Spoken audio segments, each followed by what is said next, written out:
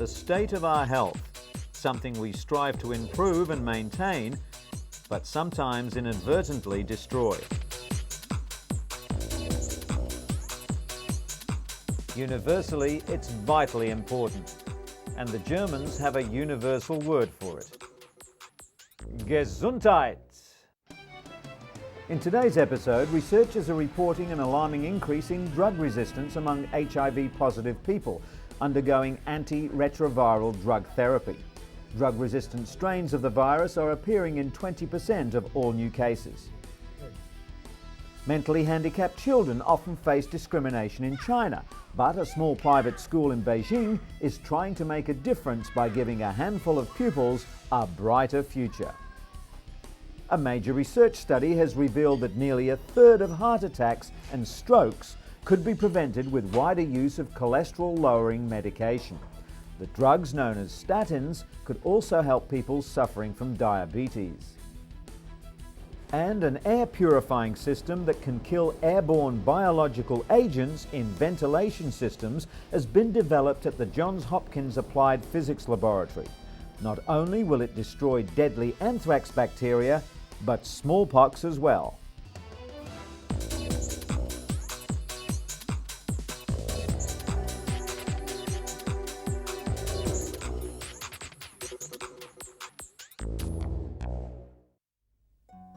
Our first story is about cooking with indoor fire. It's a way of life in many developing nations, but it's causing untold harm on respiratory systems. Findings show that women who regularly participate in cooking activities have exposure levels that are 2 to 4 times higher than men. They're also twice as likely as men to be diagnosed with acute respiratory infections. Locally manufactured improved efficiency stoves can reduce exposure to toxins by approximately 40%. Additionally, if cleaner fuels such as charcoal are used instead of traditional wood, dung and crop residues, exposure to smoke pollutants can be reduced by more than 90%.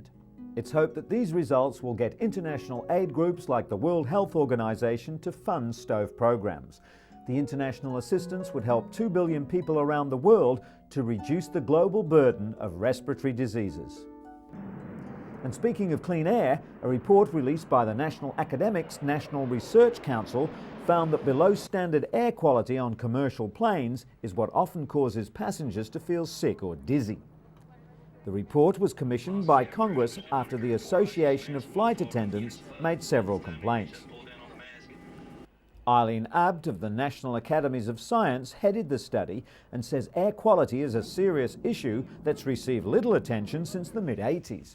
According to Abt, some of the air quality problems stem from pesticides, which several countries require to be sprayed on aircraft. Other issues include low oxygen levels in the cabin, poor environmental control systems, elevated ozone concentrations, and significant increases in the number of aeroplane passengers. The study calls on the Federal Aviation Administration to ensure compliance with air quality regulations and carefully study flight attendant symptoms to determine long-term health effects. Gesundheit. When it comes to allergies and asthma, pollen in the summer months and inner-city pollution are often blamed. But in reality, the air in your home can be just as harmful, which is why more and more people are demanding so-called healthy homes. Building consultant Bill McCauley believes that under-wrapping like this cuts airborne pollutants by 50%. It lets air out, but stops too much coming in. Allergists agree that managing the air in your home can reduce the chance of developing asthma. Condensation around windows or pipes breeds mold spores, which can cause sneezing and wheezing. The best way to stop mold is to replace wood or copper fittings. Medical assistance should be sought for asthma and allergies, but doctors are also advising that often health care can quite literally start in the home. Autumn for many is a joyous time of year. The crisp, cool weather and holiday season is energizing and festive. But for those suffering from seasonal affective disorder, or SAD, Mood and energy drops with the leaves, resulting in a lack of concentration, weight gain and depression. In fact, most people suffering from SAD have trouble getting up in the morning, while facing the day can seem like a gloomy prospect. Neil Owens is a SAD sufferer and one of the first research subjects in the 80s to undergo light therapy for treatment of the condition. Owens created the first light boxes that were used by major medical institutions conducting SAD research, and later went on to build them for consumers as well. The special full-spectrum artificial light helps reset the biological or circadian rhythms while boosting levels of the neurotransmitter serotonin in the brain. Exercise and a balanced diet can help the darkest days of winter seem a little brighter.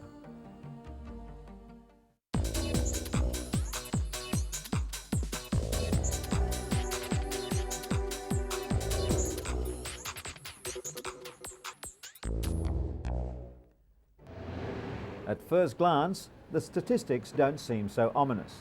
An estimated 163,000 people are infected with HIV or AIDS in Russia, a country of 147 million people. But experts fear the real figure could be 5 times higher.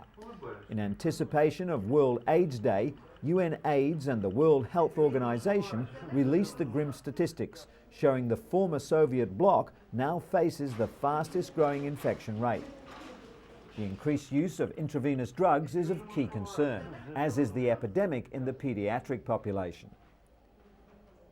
This hospital in St. Petersburg is the only one for HIV-infected children, abandoned by their mothers, mostly HIV-infected drug addicts. More than 80% of the reported cases are in people under 30. AIDS is now the 4th biggest killer around the world. Africa continues to be the hardest hit, with almost 3/4 of the almost 40 million sufferers worldwide. Researchers in the US are reporting an alarming new increase in drug resistance among HIV-positive people undergoing antiretroviral drug therapy. 50% of Americans undergoing highly active antiretroviral therapy are developing mutant strains of the deadly virus due to irregular use of the drugs. Researchers measuring the blood viral levels of 2,000 people undergoing the therapy also found that 64% of participants experienced a rise in viral levels over time. This indicates that they're receiving less benefit from the drug cocktails than they were a few years ago. The main reason for these alarming figures is that drug compliance is so difficult. The study found that 20% of all newly infected people were already carrying drug-resistant strains of the virus. If the trend continues, the HIV virus could develop resistance to all drugs.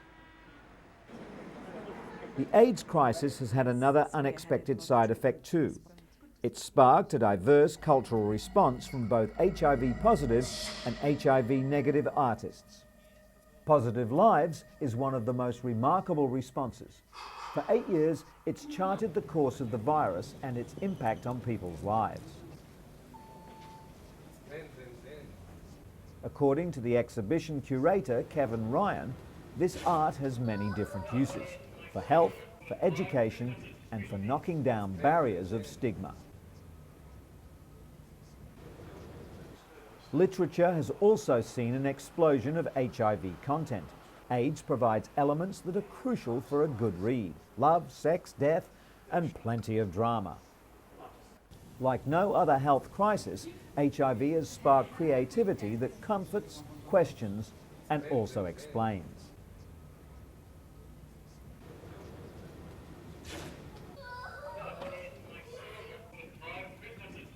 Art, homespun as well as highly sophisticated, continues to chart HIV/AIDS progress and reflect it onto a wider audience.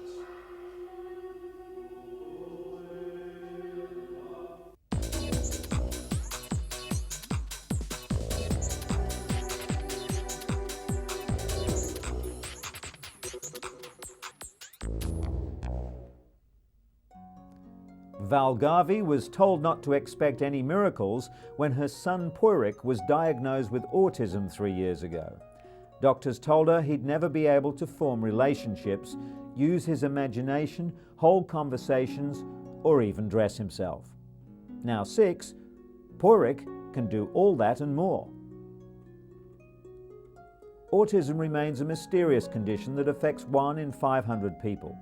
It's a neurological disorder that varies widely.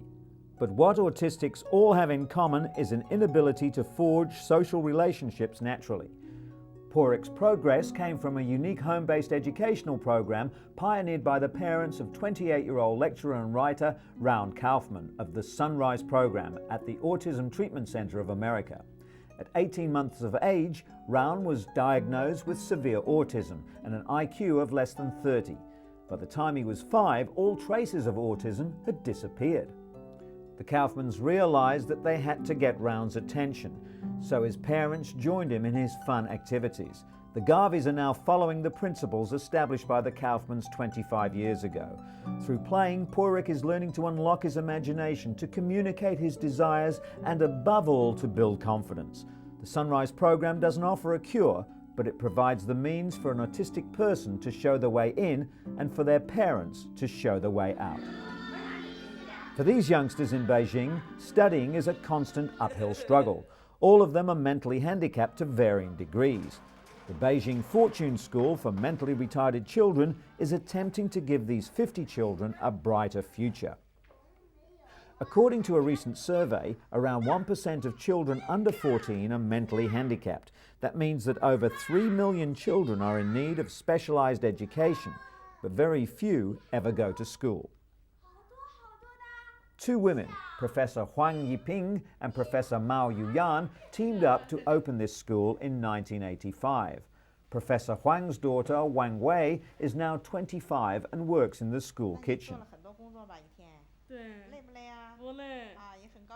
Her proud mother is determined to give other children something her own daughter never had: access to proper care and education. The Beijing Fortune School has grown over the years. It now has a staff of 20, including 6 full-time teachers, and provides education for children aged 3 to 14. The school is privately funded and has developed its own teaching methods.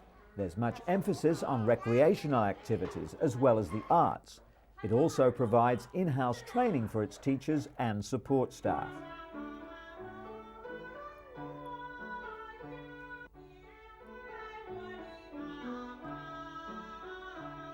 Zhou Jingren has attended the school for the past 3 years. He was born perfectly healthy, but soon contracted meningitis, a serious inflammation of the brain's lining, which resulted in brain damage.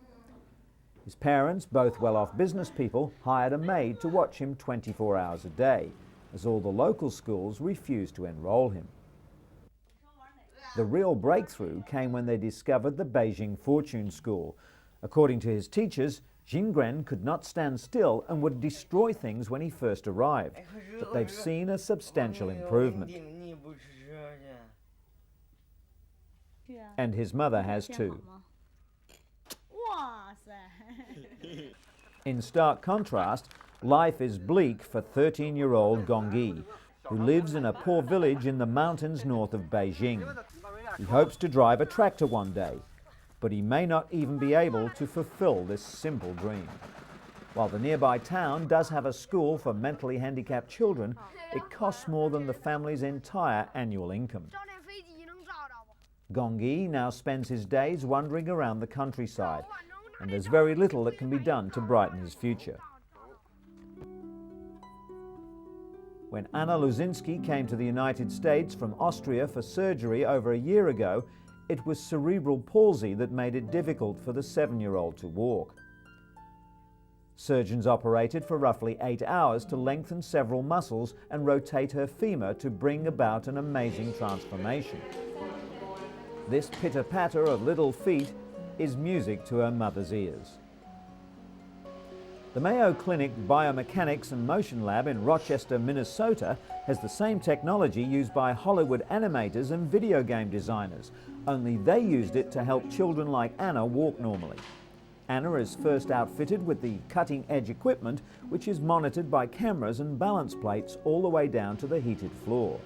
They measure the intricate and complicated actions that go into walking. From the location of several small markers, doctors can calculate how the joints are moving, which is then used to guide surgical treatment of patients. Surgeons who performed Anna's previous operation are amazed at the dramatic change in her gait. Today's session is more than just a celebration of her progress. Anna is back for more treatment. This computer-generated stick figure made in her likeness will help the surgical team plan her next procedure. It's the same type of software that perfected the legendary swing of Tiger Woods for a video golf game that's putting a swing in the step of youngsters like Anna.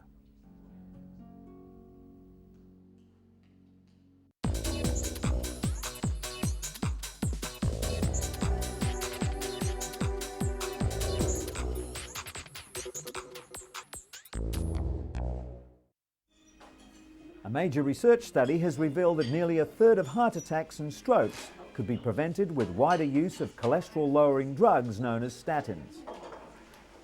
The study, billed as the world's biggest trial, involved 10,000 people testing the new drugs. Statins are normally given to people who have very high cholesterol levels, but the study showed they also work in those with normal or low cholesterol. The British Heart Foundation described the findings as a major advance in the treatment of heart disease, especially as 1.5 million Britons currently suffer from the condition. 6 years ago, Kelly Perkins came to UCLA for a heart transplant after a virus damaged her own heart. Today, she and her husband Craig are making a social call. They've come to see cardiologist Dr. John Kobashigawa, the man who helped Kelly get her life back. 40-year-old Kelly wants to share one of her proudest achievements. She recently returned from Tanzania, where she became the world's first transplant recipient to climb Africa's highest mountain, Mount Kilimanjaro. Kelly's 8-day trek was recorded by a documentary film crew. She's climbed other mountains in the US and Japan, but at 19,340 feet, Mount Kilimanjaro was the highest and the most challenging. Being a transplant recipient means that Kelly fatigues quickly, and because nerves were severed during surgery, her heart doesn't keep pace with her level of exertion. The climbers set out for the summit at midnight in sub-zero temperatures. Having conquered Kilimanjaro, Kelly's now looking for another mountain to climb. It's her way of demonstrating that transplant recipients can live a full life while encouraging people to save lives by being organ donors. Kelly's plea comes as a timely reminder, following the news that Robert Tools, the recipient of the world's fully contained artificial heart, died. Tools received the EP04, a grapefruit-sized plastic and titanium heart. Only expecting to live 30 days, he survived for almost 5 months. The former teacher moved from Colorado to Kentucky 5 years ago to receive a heart transplant, but was turned down because of his deteriorating health. But ultimately, it was abdominal bleeding related to his severe and chronic medical condition that killed him, not a malfunction in the device. 6 people, including Tools, have so far received the artificial heart. The EP04 is designed to extend the lives of patients who would otherwise die of heart failure and are ineligible for a heart transplant. Its internal battery system allows patients to be free of tubes and wires required to power previous devices. And, contrary to traditional medical belief, researchers have found evidence that human heart cells can regenerate. Doctors discovered that a recipient's own cells multiplied in the new heart, repairing damage previously considered irreversible.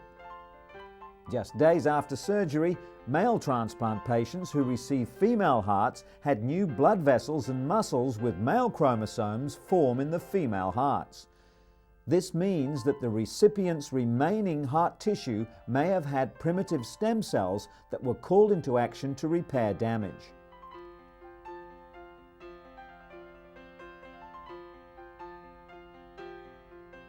Scientists are now trying to harness the self-healing power of cardiac stem cells. Someday they could treat millions of heart conditions just by stimulating the body's own regenerative power.